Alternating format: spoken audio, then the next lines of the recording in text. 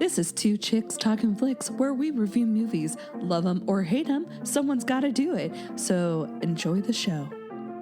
Hi, I'm Sarah, and this is Two Chicks Talkin Flicks, and anything that gets in the mix. And I'm here with Chris today from Cinematic Anarchy. Hello. Hello. How are you? I'm great. I messed up the intro. I rarely do that, so that's fun. That's how we're starting the day off. I do that so often that I don't even know if I have a specific intro anymore. It's just sort of wake up, start podcasting, tumble into it. Well, for anybody who thinks that it's pre-recorded, clearly not. Maybe not edited. Yeah, I do a live intro each time. Oh, okay. So, fun. I almost forgot we were doing this today. I woke up I went to bed yesterday and I was like, I'm not setting an alarm. I was like, I'm just going to wake up when I wake up. And then... I couldn't have... Oh, sorry. Oh, continue. Sorry, I was interrupting you. I woke up at like 6:30 and I was sitting there and I was like, I gotta go to the bathroom. So I went to the bathroom and I was like, oh God, we're recording today. So then I changed my alarm. But I have two dogs. They're gonna wake me up anyways. So typically they wake me up 7:30 is usually the one dog's max. But she actually let me sleep till 8:30 when my alarm went off. I was shocked. I think it's because it's raining outside, so it's darker, so she didn't know what time it was. But if that light comes on outside, she is barking until I get up.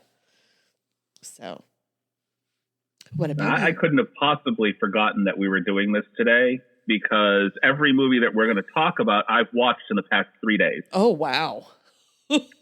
So there's a total of 11 movies sitting on my list. One honorable mention because I don't think it quite fits the Christmas Carol thing, but it has the same adaptation, or it is the same adaptation. Wow. But I couldn't have possibly forgotten. And to go with the pet waking you up thing, I have a 25-pound dead weight that likes to sit on my chest and look out the window if I haven't fed him in time. So my cat will walk into the room, and if I haven't fed him by 5 o'clock in the morning, he will go back and forth between sitting on my chest for 5 minutes till I move a little bit, and then he thinks I'm getting up, and he'll run out to the kitchen. And if I don't get out of bed, he comes back and sits on my chest again. And he's learned that I can ignore this. Yeah. And so he's gotten to the point where now he's scratching the woodwork around the door or around the window. And so I almost always have to get up now. It's like, nope, we're not putting deep grooves into the woodwork. Please get up. Yeah. I'll feed you. Fine. Jerk. What a jerky He's cat. learned destruction wakes me pretty quick. Yeah, ours will just bark until we let her out. So. Oop. But all right. So we have a different kind of review today. We are talking all about A Christmas Carol, all the different iterations. I actually, we decided this, and then, a couple days later, I was on TikTok, and someone goes, do you know that there's, I don't know, he said 100 and something different versions of A Christmas Carol. And I was like, son of a bitch. How is someone else reviewing the same thing we are reviewing? I mean, obviously it's Christmas time, so that's going to happen, but I have not seen anybody talk about this. And then 2 days later, I was like, damn it. Yeah, there's 130 something different movies. Over time, there have been, between books, movie, television, there's been over 300 different adaptations of A Christmas Carol. Yeah. And then there's, of course, the very loose adaptations that are not quite A Christmas Carol, but are kind of still A Christmas Carol. Yes. I don't think they count those. Probably not, but I may have counted them on my list. There's everything from really good versions of the Christmas Carol down to really bad versions. And after reading one guy's list, I now realize there is an adult film version of A Christmas Carol as well. Oh, well, all right. He was Yep. penetrated by 3 ghosts. I have no idea. I'm not going to hunt it down. That surprises me. That seems, you like an adventure. You like a movie chase. I know enough about it to know that it is a 1970s German porn called The Passions of Carol. That's as much as I know. And the list that I found that on, it was a dummy list. It said basically he was ranking things from the best to the worst, but he was just ranking like 50 of them from the oldest to the newest. So. Well, you have more on your list than I have on my list. So do you want to start with your 5 worst? My 5 worst. Yeah. Oh, you want to go for the terrible stuff first. Okay. Because I don't have any worst, I guess, technically. I watched a lot of A Christmas Carol. So my list is my top and bottom. Like, I didn't really hate a lot of them. I hated one. So I'll start from the very bottom and work my way up. Okay. The one that I hated the most, and it bored me to tears. It was one of those things, like, I watched a lot of Saturday morning cartoons and weird old cartoons like the Pink Panther and this one, Mr. Magoo. Yes. Back when I was very young, and Mr. Magoo, he had a Christmas Carol that he had done, and this one feels spot on. Like you had mentioned a Flintstones Christmas Carol, which I don't have on my list because I didn't get to watch it fully. I only got to watch it partially before work interrupted me, and I never got back to it, so I didn't add it to the list. They kind of go along the same theme, where the main character, Fred in the Flintstones, and Mr. Magoo Mr. Magoo, they both play Ebenezer in a stage play. I think from what I saw of a Flintstones Christmas Carol, the Flintstones handled it better because you still had the same humor from the cartoon going throughout it. Yeah. The Magoo one, on the other hand, took the very klutzy Mr. Magoo, who walks into every disaster humanly possible because he can't see. He's blind as a bat. Right. They took him and turned him into just Ebenezer Scrooge. There was no humor, no nothing outside of just a very tiny bit at the beginning and a very tiny bit at the end. And it bored me to tears. It's just a horrible cartoon. That's sad. Poor Mr. Magoo. Yeah, Mr. Magoo. That's the one that I didn't like. I watched it all the way through. I feel bad not watching your recommendation of the Flintstones all the way through. Just, I started at the end of my lunch break, and I was like, oh, shoot, I got to go back to work. It's like, I'll play little bits as I go throughout the day, and I just couldn't get back to it. Yeah. So that's on me. It's okay. It's all right. The second one on the bottom of my list was Mickey's Christmas Carol. Okay. Yes. Agreed. It had all the same humor that you expect from a Disney Mickey Mouse cartoon from the 70s and 80s. But I'm an adult now, and a lot of that humor just kind of falls flat. Yeah. So I just didn't enjoy it as much. I know so many people, like, anytime I see Christmas lists or whatever, and people are saying their favorite movies, this is always on their list. And as a kid, I believe I own it on, like, VHS. I never liked it. I just never liked it. And I watched it the other day because I was like, okay, I'm going to give it a try. It was not the worst one I watched, but it definitely wasn't my favorite. Scrooge McDuck was far more entertaining in DuckTales than he was in that, whatever that was. Yeah, the accent bothered me the entire time. I don't remember him having such a Scottish accent. Scottish, yeah, accent. Scottish, yes. And I was just like, calm down. Scrooge. Yeah, I had forgotten for a while that Scrooge McDuck was basically a Scottish duck. Nobody else around him Scottish, but just Yeah. him. His nephew is almost so hard to understand. And then we have him as a Scottish duck. So it's very weird. Number 3, working my way up the list, just a little bit better, was the animated Christmas Carol starring Jim Carrey. Oh, okay. I liked it for what it was. It wasn't terrible. I don't mind watching it. This is probably the second time I've seen it all the way through. Mm-hmm. It wasn't one of Jim Carrey. Jimmy Carrey? Yeah. We go way back. Jim Carrey. Hey, Jimmy. Hey. It wasn't one of Jim Carrey's best works, honestly. I think as bad as it sounds, I felt like his Scrooge was way underdone. Oh. Like he didn't lean into it hard enough. That's so unlike Jimmy Carrey, to do. Yeah, good old Jimmy there. He usually is right on the ball. He's got that Ace Ventura level enthusiasm. I just didn't feel it from Scrooge. He kind of phoned it in. I've actually not seen it. I was gonna watch it, but then I didn't. So you're not missing a whole lot outside of, I think the best one or the best part of it was his interaction with the Ghost of Christmas Past, which was just this weird, unsettling, flickering candle. And he kept trying to put out the candle with like the little the candle snuffer that it carried around. It carried around the device for its own snuffing. Wow. So yeah, that was decent, but outside of that, you're not missing much. Has all the elements of a regular old Christmas story. It didn't try hard enough to break outside of it.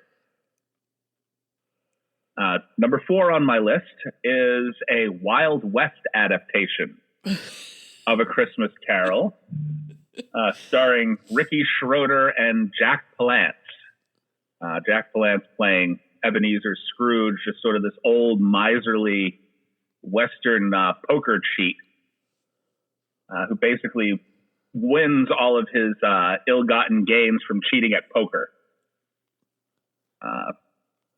It was actually not bad, even though this is one of those things that felt like it could have been like a Hallmark or a Lifetime thing, but not now. Hallmark and Lifetime are doing halfway decent movies now. Yeah.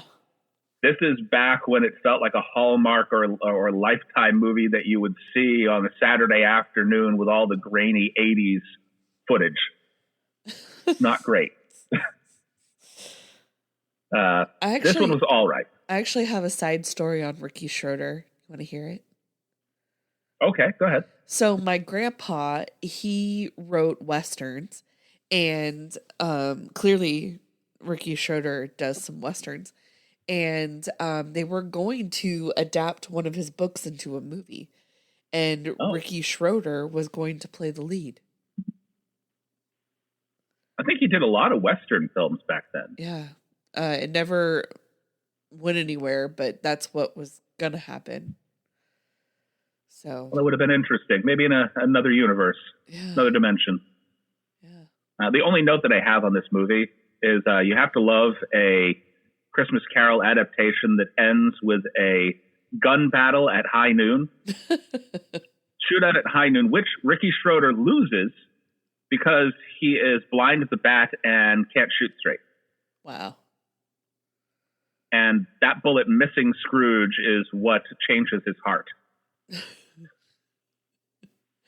I'll agree. And then very last on my list is the star-studded All-American Christmas Carol, which is a white trash retelling of A Christmas Carol, basically based around a promiscuous woman in a trailer park that is our Scrooge for this film. So the mother of 3 kids who basically can't be faithful for the life of her, is always straying, even though this one guy is madly in love with her and basically selling his entire education down the tubes just to be with her.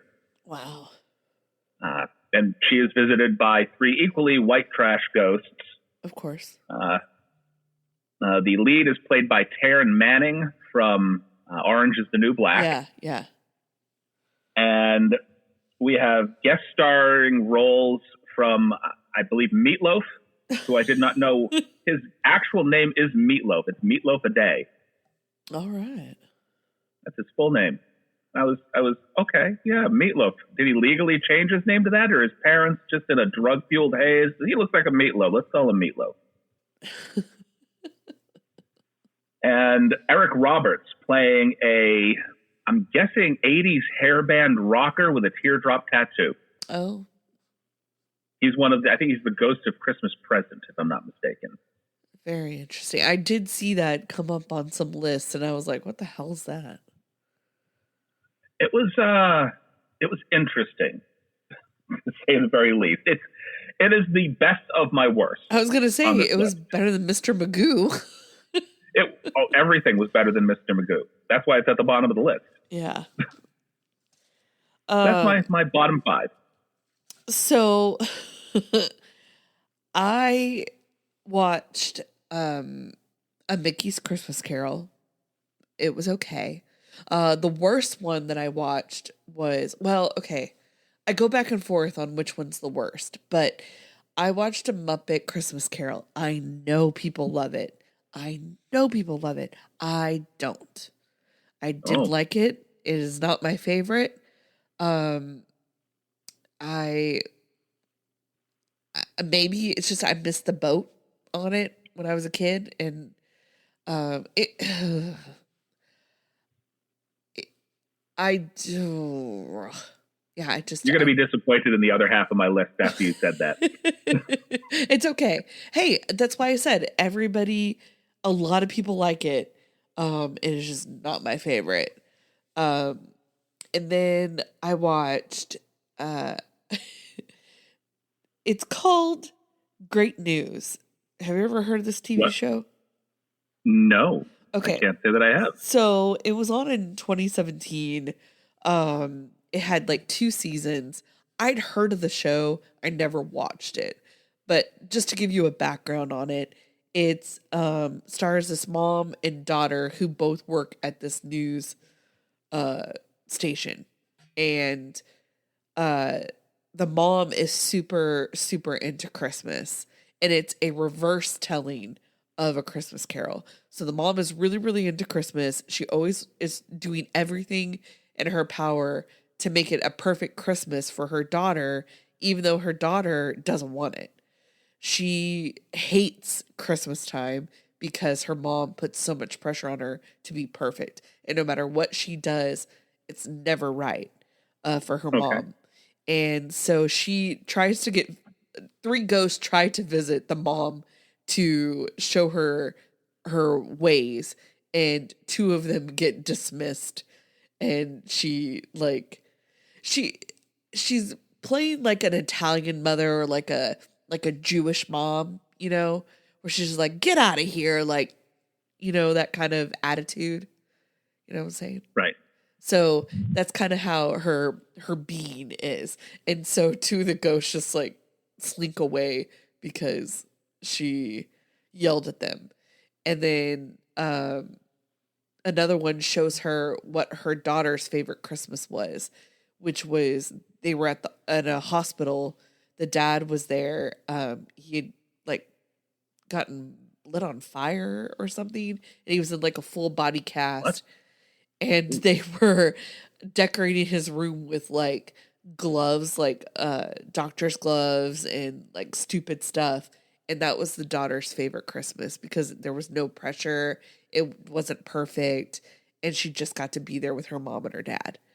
And so the lady changes her mind and decides that Christmas is not important for it to be perfect and all this stuff. Okay. So it was interesting. It didn't make me want to watch the show, but for the first like 5-10 minutes, I was like, this is stupid. And then I found myself laughing. And then I was like, why am I laughing at this? It's so dumb. I'd have to say it's like Have you ever seen Men in Tights? Yes, I Okay. definitely have. So it kind of has that kind of humor, or on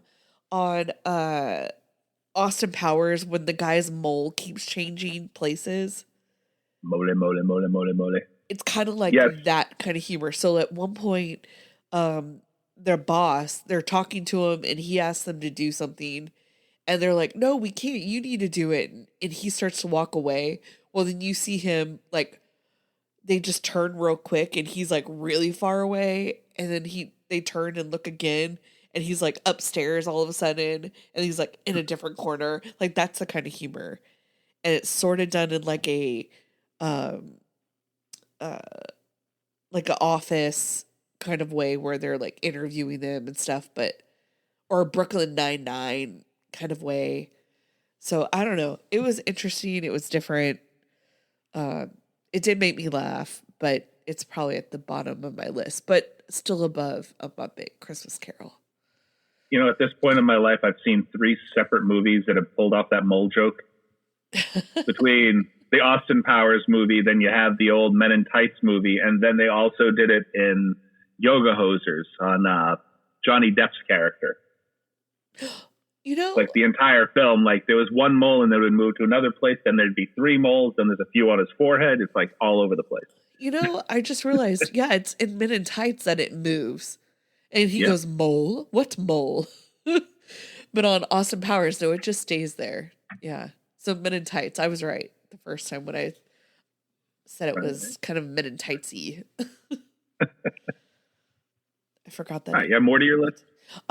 So those were the ones that I didn't quite like. Okay. But those are your bottoms. Yeah, I can start with my favorites, unless we want to go back and forth. Yeah, you have 5 favorites though, right? Yes. Okay, so I have 5 favorites. You have 5 favorites. Yeah, let's go back and forth. Okay. Okay. We'll go. Well, you want me to start? Yeah, you're my guest. Oh, okay. I'll go first. I'm used to putting everybody else first, and I'm like, go, you do it. Okay. So starting off the top of my list was a 1979 adaptation of A Christmas Carol, starring Henry Winkler as Ebenezer Scrooge. It was just kind of entertaining because no matter how hard he tried to be a real ass in this movie, he was just lovable. He was lovable Ebenezer Scrooge the entire film. And so it was trying really hard to take itself seriously. It felt like a Saturday morning after cartoon kind of PSA kind of thing. Don't be bad or your entire life will be screwed,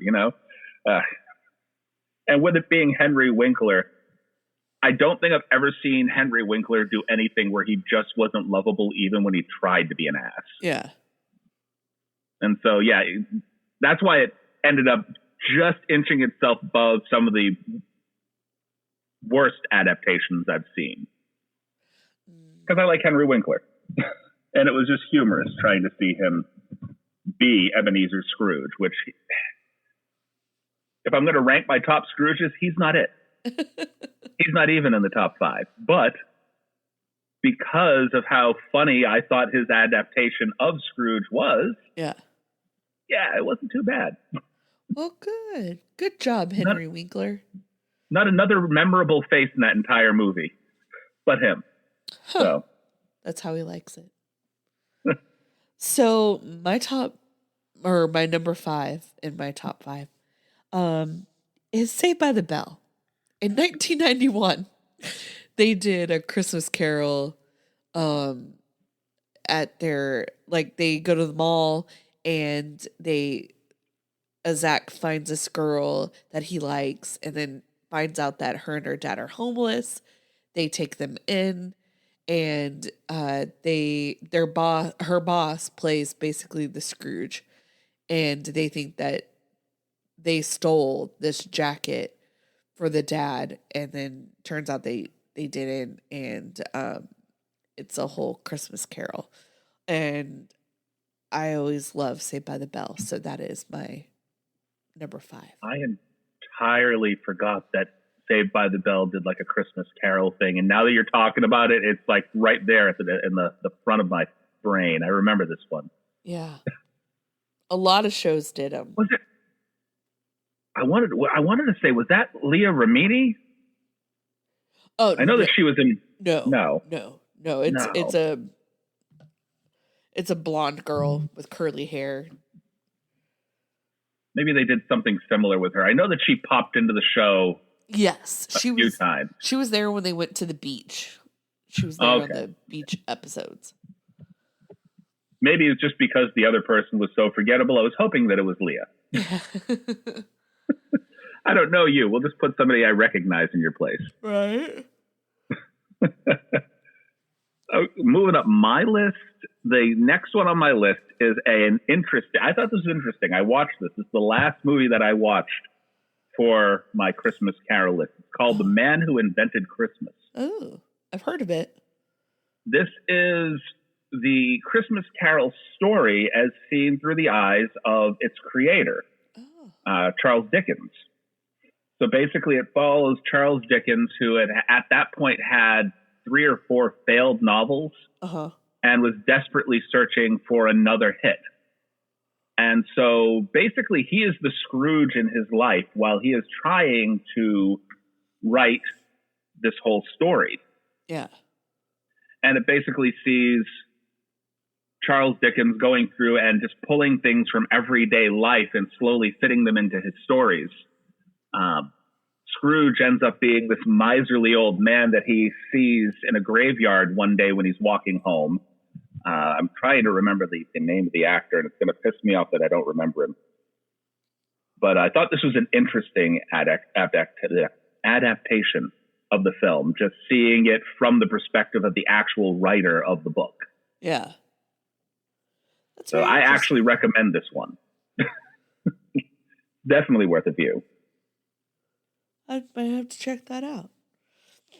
My next one, I guess 4th place, is Family Matters. It's beginning to look a lot like Urkel. They go and Laura finds out how it feels to be in Urkel's shoes at Christmas, and she becomes a nerd, and it's really funny. And Urkel is then the cool guy. So her and Laura switch spots. And I've always really liked this one.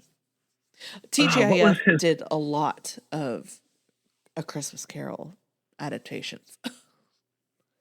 What was his cool guy persona? I know Urkel had like Urkel. Stefan Urkel. Yeah. Whenever he had that drink to make himself like the ultra charismatic, because Jaleel White was not like a bad looking guy. They just pulled the glasses thing that everybody pulls back in the 80s and the 90s to make somebody that's decent looking look ugly. But throw some glasses on them. He's a nerd. Some reason he did look way different. Like, I would agree with you that, oh my God, she's wearing a ponytail and glasses. She's so nerdy. And then she's beautiful when she takes them off. But for some reason, he did look like 2 separate people, even though he looked exactly the same. Well, they tried a lot harder to make him look nerdy. Let's be honest. Yeah, that is true. That is very, very true. And at first, he did look very nerdy when he was like a little kid. He hadn't grew into his features yet. But as he got older and he was like working out and stuff, it was getting harder and harder for them to make him look so nerdy while he's also like incredibly buff. Urkel's been lifting weights. I don't know if those glasses and suspenders are going to work anymore. Yeah, right. We better come up with another character. Right? It's like, okay, well, no more Urkel. Well, he had like his little, the other girl that was really, really interested in was like an Urkelette. Yeah. I don't remember her name though. Oh, it's been a while since I've seen that show. I know it, but I can't think of it right now. People are yelling at us because they know it. Yeah. Yeah, they're like, hey, we know it. I have no idea. Cannot remember her name. I can see her like in the back of my mind. I just can't pull the name. She I died do have of the name of my. Oh, go ahead. ovarian cancer. I know Oh, that. oh, Yeah, sad day. oh, that was a downer. Sorry. Uh, Sorry. Didn't mean to bring it down. that's okay. It was just like I was I was laughing a bit there, and then you said ovarian cancer, and it's like, oh, That's all the not air went out funny of the to room. What you? happened? No. Whew. Well, Okay. what's your next one? Your third place? Before I move on, my forgetful brain now remembers my other Ebenezer, the one that Charles Dickens imagined in his other movie. It was Christopher Plummer Ah, playing Ebenezer Scrooge. So this is just a few years before he passed away, like 2017. So he was up there in age when he did that film. ah. Next on my list is a recent adaptation, and it was a part of it was filmed pretty close to home in Boston here. Spirited, starring Ah. Will Ferrell and Ryan Reynolds, which was a retelling of A Christmas Carol, as if Ebenezer Scrooge himself, played by Will Ferrell, had stepped into the role of the ghost of Christmas past. Or no, sorry, present. I So would yeah, have watched it when it first came out, but it was on Apple TV and I don't have that. I got the 7-day pass for Apple TV, and then my family realized there were about 20 different shows that they wanted to watch, and now Right. I'm paying $9.99 a month to keep it until they're done watching it. Right? So That's we've been waiting for some shows to like finish their season so we can go watch it. right, just you finish up, and then we'll pay the $9.99 for 1 month, watch it all, Yeah. and then we'll delete it again. Yeah, Some channels you can do that with. I need to call Peacock because on Thanksgiving they had a deal that said if you bought I already had Peacock, and I was paying $7.99. And a commercial came up and said you can pay $19.99 for a whole year. And I was like, well, that would save me a lot of money.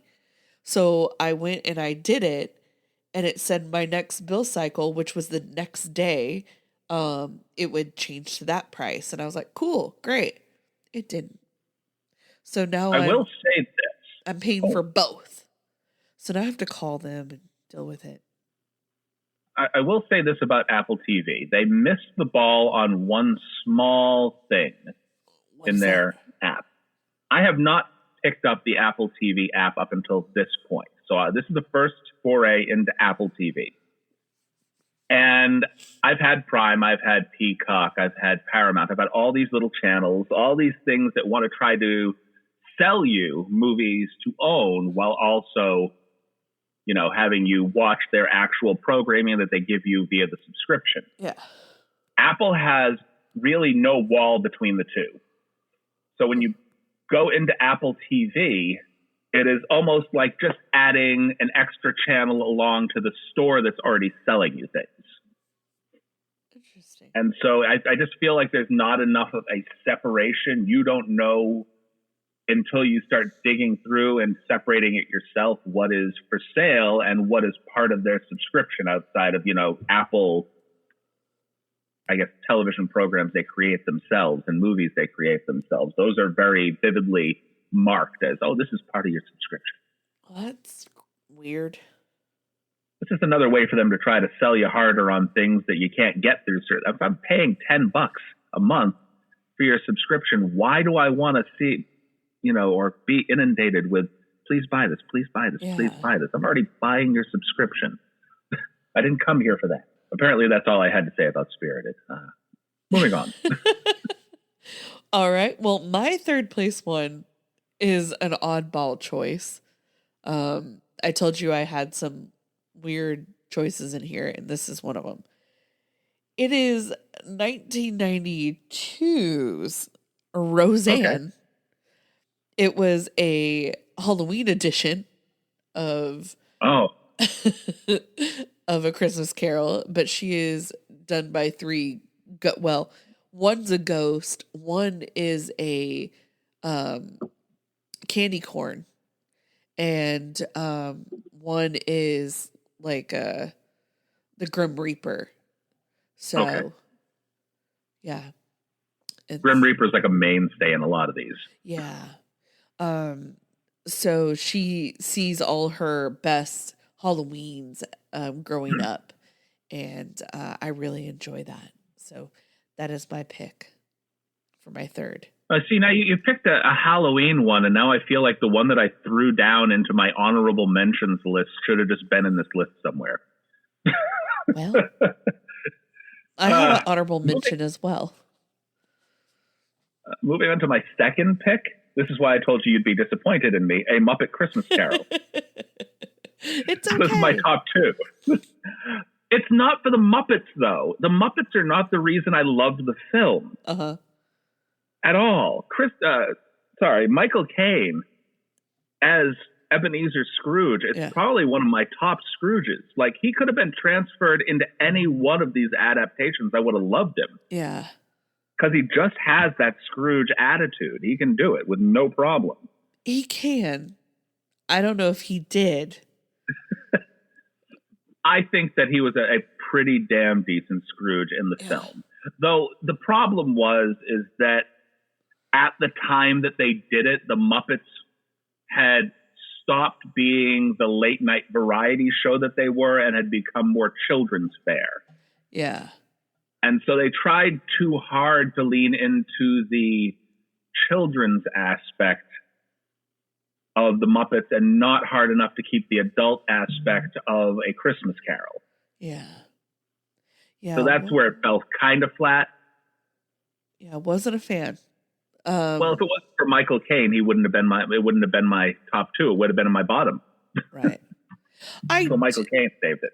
I didn't even realize it was Michael Caine until about, I don't know, like 20 minutes in, maybe 10, somewhere in there. And I was like, is that Michael Caine? Michael Caine. Michael Caine. Yeah. So it was just not my favorite. Not my favorite. Everybody has their own opinion. That is true. Michael Caine was in your bottom. He was in my top. So my next one, I go back and forth on which one I love more, but I will say I will put the Flintstones Christmas Carol at number 2. It is my favorite animated Christmas Carol adaptation. I don't know why. I've just always really liked it. I like that they're doing the retelling of A Christmas Carol as a play. And I just love how Fred gets into his character so much that he forgets about everybody else. And, he learns a lesson. And poor Betty, or not Betty, Wilma having to do all the parts because everybody gets the bedrock bug. So Wilma was the best part. Yeah, she is. And at one point she goes, "Fred Flintstone," and I enjoy that. Is that when she was doing the Marley part? Sorry. Have you got the bedrock bug? I know, right? It's when they're not in the play, because she would call him Scrooge in the play. Oh, okay. It was behind the scenes. I'm kind of interested. I have to watch the rest of that. Yeah. I'm kind of curious as to where it would fall on my list after watching the rest myself, but I also am going to bookend it with the fact that they also have an adaptation that was done for the Jetsons. Oh, yes. I didn't know that. And I was like, oh, I need to watch that. Yeah. I just found that out while I was researching the Flintstones when I'm like, oh, there's a Jetsons adaptation. I intended to watch them both and I didn't. Yeah. I feel so bad. Yeah, I need to watch that because I was like, oh, I didn't know that was a thing.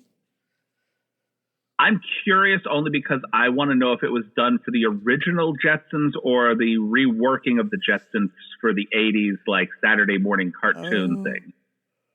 Because the original versions of the Jetsons were like a late night primetime animation. Uh-huh. Like the Flintstones originally were.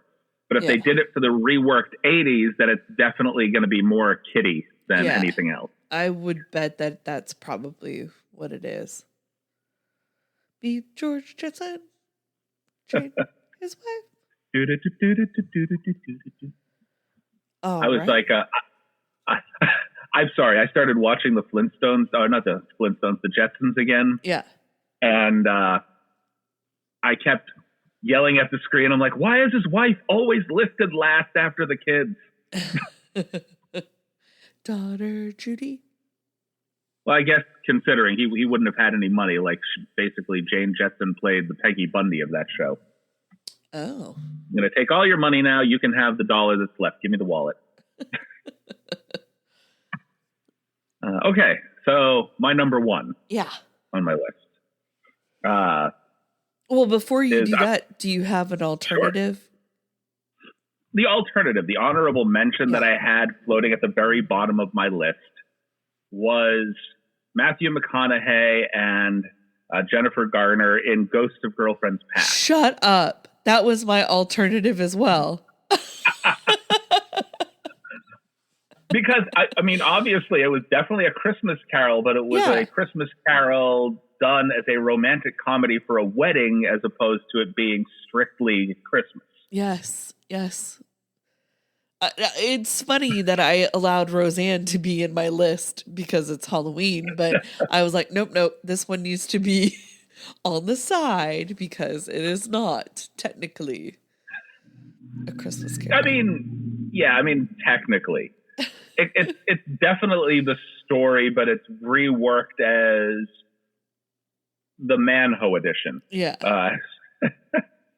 This felt like what I imagined that German porn must have been, except for blockbuster movie level. Right. Yeah, that's so funny. That was exactly mine as well. And honestly, I was going. I went through a deep rabbit hole and I was like, technically It's a Wonderful Life is an adaptation of A Christmas Carol. Okay. Because now he's not visited by three ghosts, but he is taken back to different stages in his life to see why he's important to people. And instead of a ghost, it's an angel. So I was like, I would consider that. And there's so many different versions of that movie. So I was like, this is a deep hole I don't need to be in. Yeah, I mean, technically, what was it? The Family Man kind of felt like it was a Christmas Carol adaptation. One ghost or one angel guiding him through him being a miserly sort of executive. Yeah. Self-involved, hateful, to him being a family man. Yeah, that actually was on several lists of A Christmas Carol that I watched. So, but they never would put the It's a Wonderful Life on there. So that's very interesting that was on it, but whatever. One more quick unsettling little tidbit before I mention my top. So I haphazardly mentioned the adult film version of this a couple times because, like I said, it fell into the list. It fell into this list of like 50 films this guy had mentioned. It was like dead center. And it was weird because I'm going through black and white film, old porn. Grainy 70s film, and now porn. I'm like, wait, what? Yeah. For some reason, he mentioned this in the short essay because he couldn't find the film either, and he wasn't going to hunt it down. There was like a clip that was on YouTube, and he found other little articles about it. For some reason, these people decided that the opening sex scene in that film was to be done to Tubular Bells, which is also the theme music for The Exorcist. All right. Speaking of ghosts, possession, so on and so forth. Okay, moving on to my top. The top of my list, Bill Murray in Scrooged. Oh, yes. And this is like a nostalgic thing. Like, I watched a lot of Bill Murray in the 80s, 90s, even recently. Yeah. And so Bill Murray, Bobcat Goldthwait, Carol Kane. You even had David Johansen of the New York Dolls. He was like a punk musician who'd really tried his hand at acting in the 80s and 90s. Uh-huh. He was like a go-to guy for like a thick Brooklyn accent. Yeah, that's probably one of my favorite films of all time, just because Bill Murray can pull off that Scroogey kind of asshole attitude. Yeah. And even when he had a change of heart, he kind of still felt like a prick a little bit. Uh-huh. I see. So, yeah. Bill Murray, Scrooge, number one for me. So I've seen that movie. It's been a really long time. And I do remember liking it, but it is not the number one on my list. Okay. The number one on my list is A Diva's Christmas Carol. And it has Vanessa Williams in it.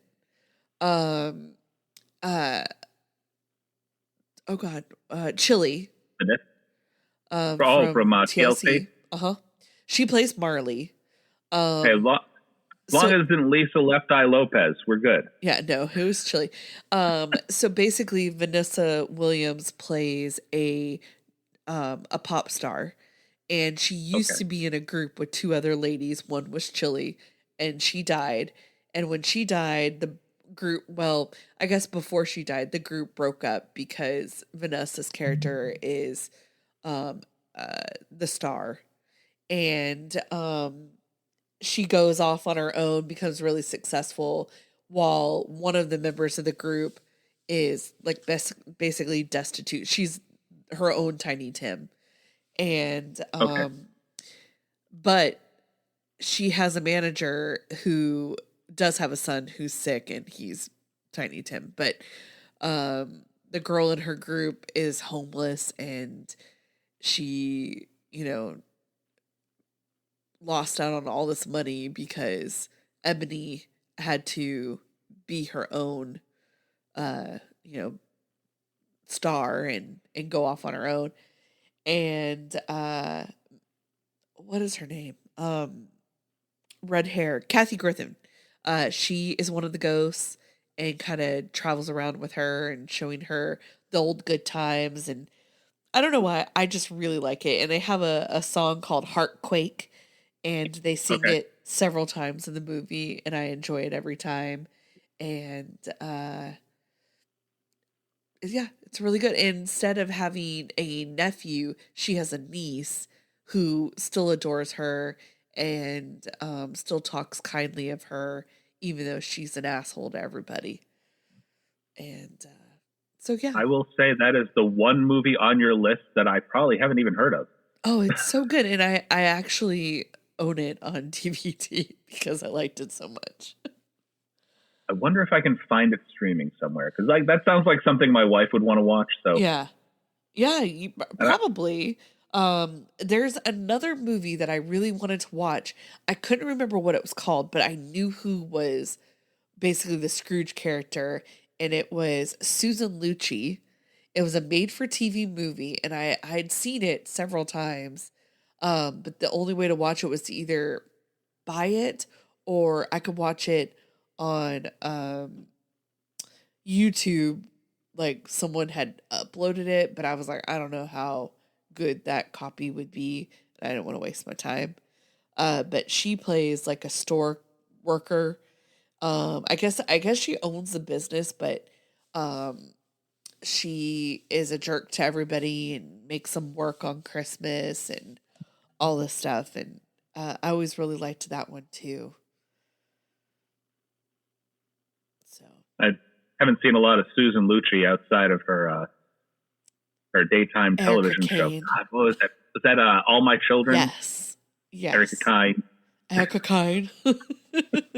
Yeah, I loved her on All My Children. And yeah, so I don't know. I just like knew in the back of my head she played Scrooge at one point. I actually had to go look at it up on IMDb because I was like, I can't remember the name of the movie. I couldn't remember a single plot to the movie. I just knew that she was Scrooge at some point. And I it, mean, it that kind of fits. it was enough that it like stuck with me. I haven't seen it in, oh my God, like at least 15 years probably.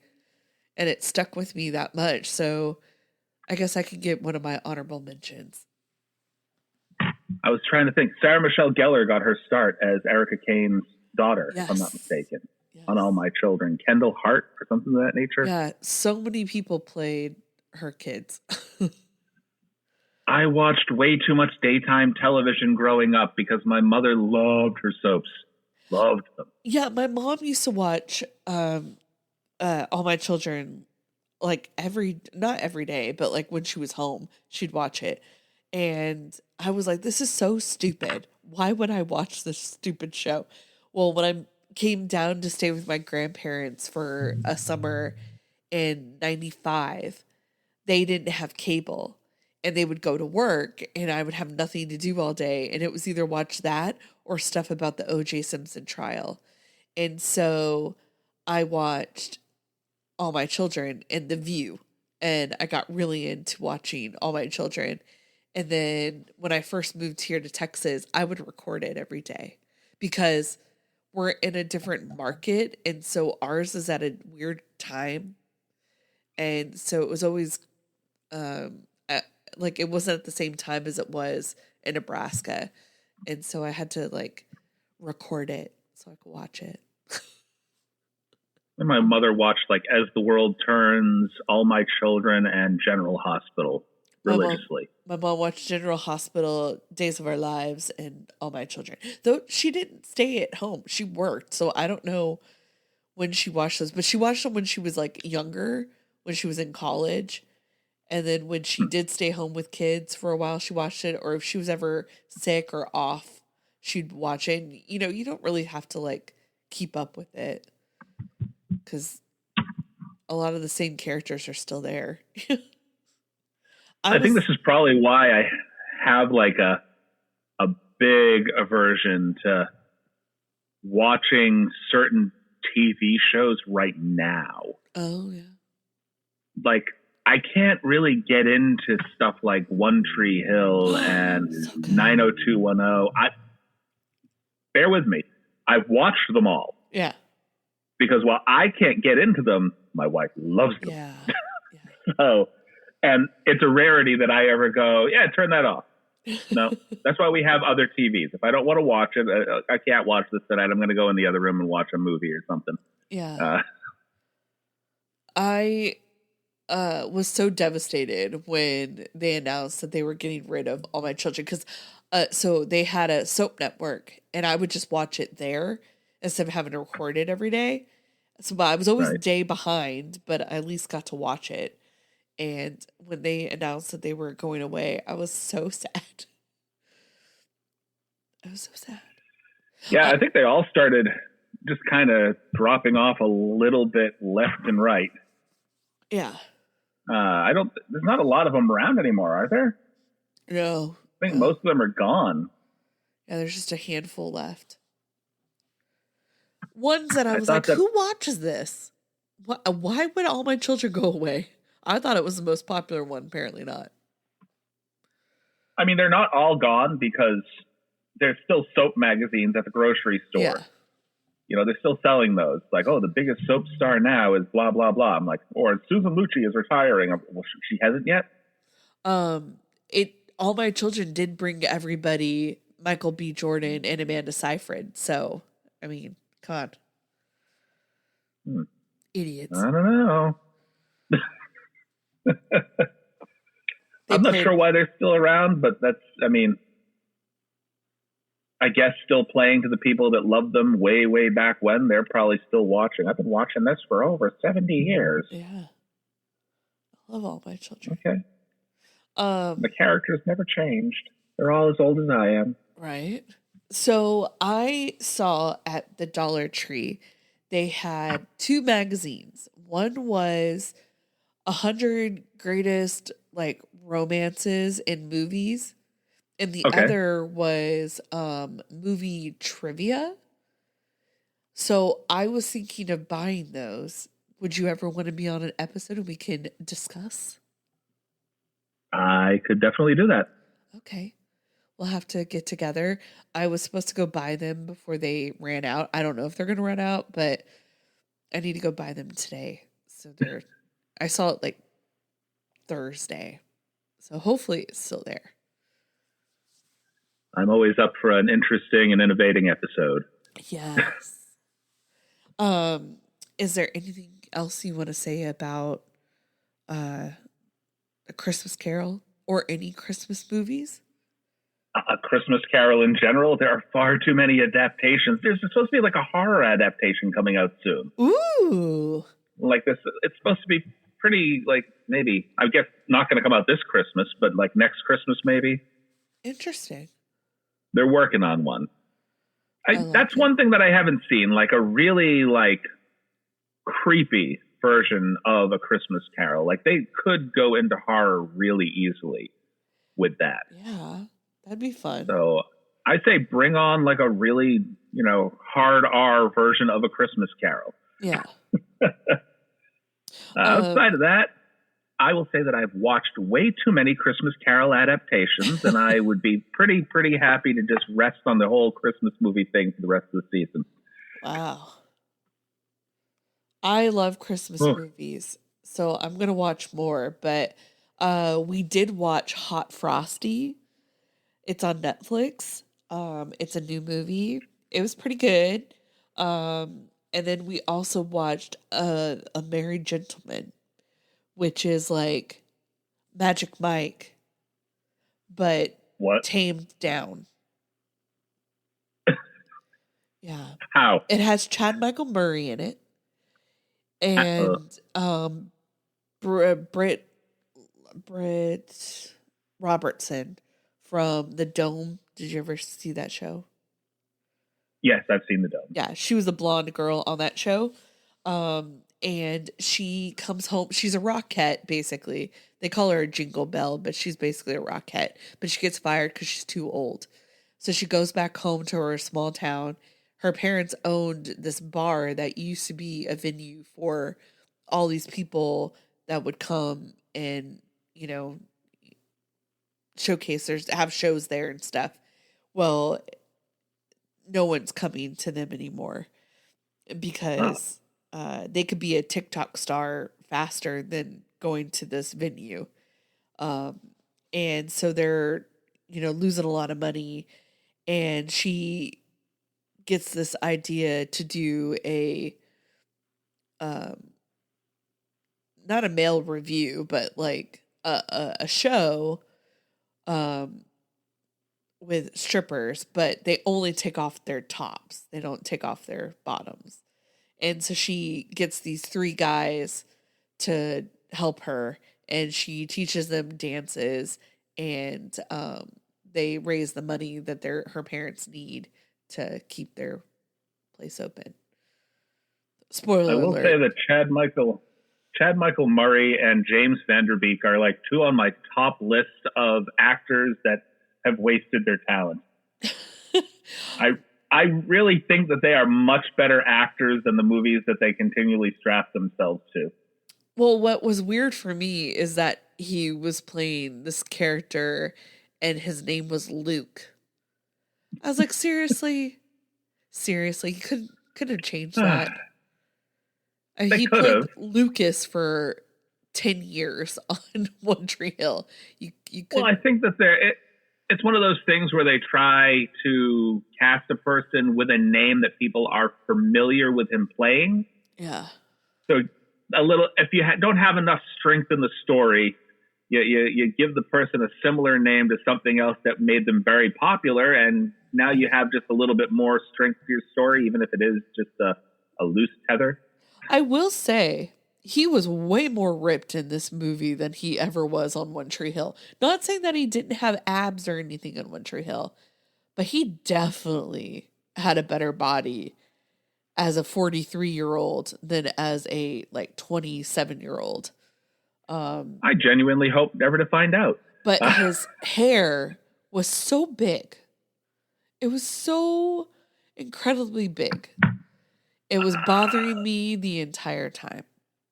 Like, when was it? filmed? Like, I mean, what was the time period for the movie? Oh, it's now. It's nowadays. And it just came out this year. But his hair was so tall. It was just he looked like a Ken doll. That's the only thing I can equate it to. Well, you're saying he like had abs in this, and he looked better as a 40-something-year-old than he did as a teenager. Yeah. So maybe that's what he was kind of going for. It's like, I want to get that whole Ken vibe going on. Because it worked with the Barbie movie. Right. Like that's maybe they were trying to go for a cross. Yeah, that's essentially what it looked like. And I was like, dude, your hair's too high, bro. What would Ken do if he actually got stuck in our world? That's right. He'd become a stripper named Chad Michael Murray. He also did woodworking, which is very similar to Magic Mike. So that's kind of funny. Woodworking? Yeah. Yeah, he made stuff out of wood. Okay. And that's what Magic Mike... Was that like his profession outside of being a stripper? Yeah, that's what Magic Mike did in Magic Mike. He made furniture. Yeah. I have seen all three of those films. I can't unsee them.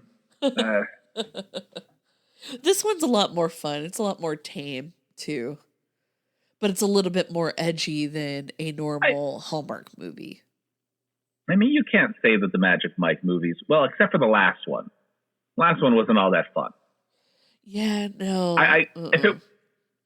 If they weren't fun, I probably wouldn't have tolerated sitting through Channing Tatum stripping alongside of Kevin Nash from the WWE. Who thought that he belonged in there? Like 7-foot tall Kevin Nash just lumbering around the stage, not necessarily dancing, just kind of there. Yeah, the third one sucked. Well, because you removed all of the people that he did these movies with. Yeah. And just focused on Channing Tatum, and that's what made it a terrible movie. And I don't know if he had any part in that, but I feel like he probably didn't like that part. Because he looked like he genuinely had fun with the other guys in the other two movies. I don't know.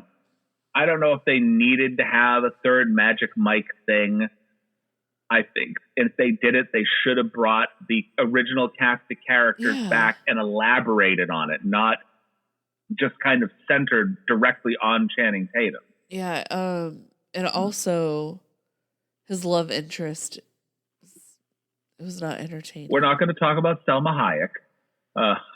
I like Selma, but there was nothing there. No chemistry between the two. No, not at all. That was a terrible, terrible movie, and I feel bad having watched it. Yeah. I don't feel bad about the other two. No, they were fun. Awkward, maybe, not bad. Especially number 2 when he goes into the convenience store and makes the girl laugh. Right. Tell me why. Those were not bad films. No, they were good. As for other Christmas things, before we leave, I just want to recommend one film that I watched. Okay. Have you seen the new Dear Santa movie with Jack Black? No, I want to. I watched it, and my wife has some words to say about it. I liked it because it's Jack Black. Yeah. And he played the funny Santa / Satan in the movie. Yes. Basically, it's about a dyslexic kid who doesn't quite know how to spell. Yeah. Hasn't really gotten a hold of his dyslexia at this point, and so he sends a letter out to Satan. Yeah. Dear Satan, at the North Lope instead of the North Pole. Yeah. And ends up with, well, kind of Satan. You find out later on in the movie he's not Satan. Yeah. But watch it. Spoiler alert. It's definitely worth it. It's worth it for the Jack Black humor of it all. definitely on the side of children's humor over anything else. So it's definitely PG-13. It doesn't really, stray into kind of raunchy Jack Black humor. Yeah. But there's enough of his humor there to make it definitely worth watching. All right. Well, I will give it a go because I wanted to watch it anyway. So it's definitely in my rotation. Let me know what you think about it. All right. And if there's any Hallmark movies you want recommendations on, I'm your gal. You know what? Send me some recommendations for some new things that came out this year, because even if I don't watch them, I know my wife will watch them, and then she'll make me sit in the room and watch them with her. So okay. I will. So ones that you think that I wouldn't mind watching with her. All right. So would you like to tell people where they can find you? Oh, yeah, of course. Cinematic Anarchy is all over the place. You can find us on Spotify. We are just now starting to put videos out on YouTube. However, I've dropped the ball. Not dropped the ball. We're taking sort of a winter hiatus. So a few of the things that I'm putting out have no video attached to it. Either because the participants that I have worked with decided they don't want video put out, or because I'm putting out older material that I've held on to and haven't released that didn't have video to begin with.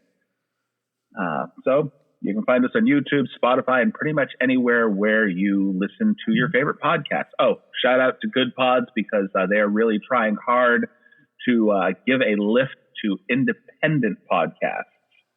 Oh, fun. So if you like independent podcasts or not necessarily into mainstream stuff, they really work hard to uplift independent podcasters. They even have toggles that eliminate the mainstream and focus on independent stuff. Ooh. That's where I listen to your podcast a lot. I'll have to go back on there, because all I ever saw were like all the fancy ones. Yeah, if you just flip a switch when you're looking for the podcast, usually at the very top, it has a switch to turn off the mainstream podcast, so you're just looking at the independents. Okay, cool. Good to know. Yeah, definitely worth looking at. All right, guys. Well, you can find us everywhere at Two Chicks Talkin Flicks, and we will be back again probably next week. I don't know, with something else, probably Christmas related. Until then, toodles. This episode was produced by Two Chicks Talkin Flicks. Music was produced by Michael Girvani. If you like this episode, please like and subscribe. If you'd like to be a part of the show, have a movie suggestion, or just want to give us some love, you can email us at twochickstalkinflicks@gmail.com. Thanks, guys. Toodles.